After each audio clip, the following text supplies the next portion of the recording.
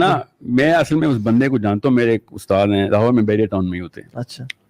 I mean, this man has changed my life. Allah Ta'ala نے job Lanka, he died now last year corona سے ہی.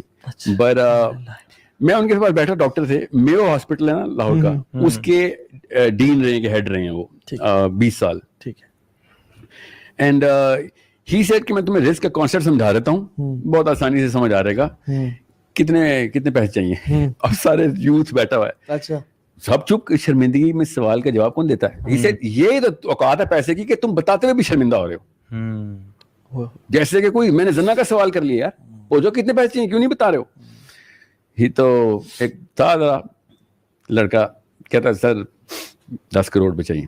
کہتا بس, کہتا نہیں سر بس زیادہ نہیں چاہیے, 10 کروڑ 1 روپیہ بھی نہیں چاہیے, 10 کروڑ چاہیے سر, میں بہت کلیئر ہوں.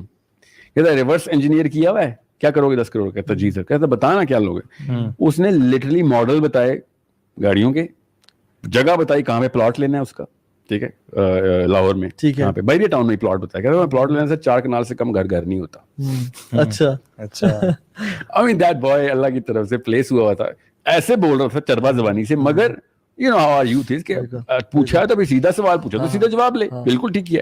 And he appreciated the boy کہ ہاں ٹھیک کیا, یہی تو پوچھ رہا تھا یار, کسی میں ہمت نہیں ہوتی بتانے کی. بتایا 10 کروڑ روپے ہو گئے, پلاٹ بھی ہو گئے, کتنے بچے ہیں پیچھے. کہتا تھا 3-4 کروڑ بچ گئے. کہتا ٹھیک ہے رکھ لو. اب میں تمہیں بتاتا ہوں رسک کا کانسیپٹ کیسے کلیئر کرنا ہے. ہی سیڈ میں لاسٹ ایئر تھا میرا, ایک میرے پاس ہاسپٹل میں سرجری کے لیے بچہ ہے, اس کا لیور کا مسئلہ تھا. اب مسئلہ تھا انڈیا سے ہوتا تھا اس وقت, ابھی پاکستان سے بند کر دیا, آیا تھا پھر بند کر دیا.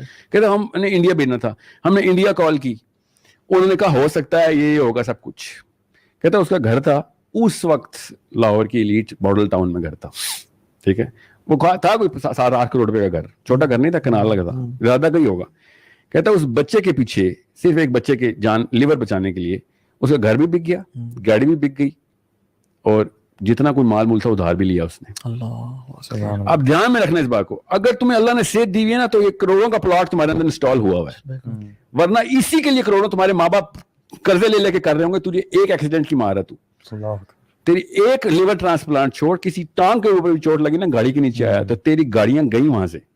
تو کوئی لمٹ نہیں ہے تیرے پاس. تجھے اللہ تعالیٰ نے اربوں روپے کا جسم دیا ہوا ہے, تجھے سمجھ نہیں آ رہی, ٹرانسلیٹ میں کر دیتا ہوں, ڈاکٹر کر سکتے ہیں.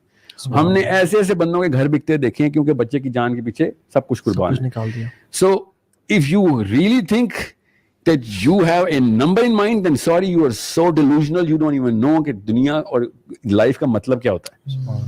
سو جب تک تیرے پاس سب کچھ ہے, تب تک اللہ تعالیٰ کا شکر ادا کر. یہ کروڑوں روپے کا شکر ہے تجھے مل رہا ہے, کروڑوں 10 کروڑ کا شکر ادا کر. تیرے پاس لکھے ہوئے اپنی کمپٹنس کے اوپر تو نے جو بھی کام کیا لکھے ہوئے, تو اللہ تعالیٰ اس میں سے کروڑوں دیں گے. چاہے تو کمہار ہے, چاہے کسان ہے, چاہے تو موچی ہے, چاہے تو ڈاکٹر ہے, تو جو اپنا کام کر رہا ہے, اگر وہ حلال ہے اس کے اوپر کمپٹنٹ ہو جا بس, اور کچھ بھی نہیں ہے.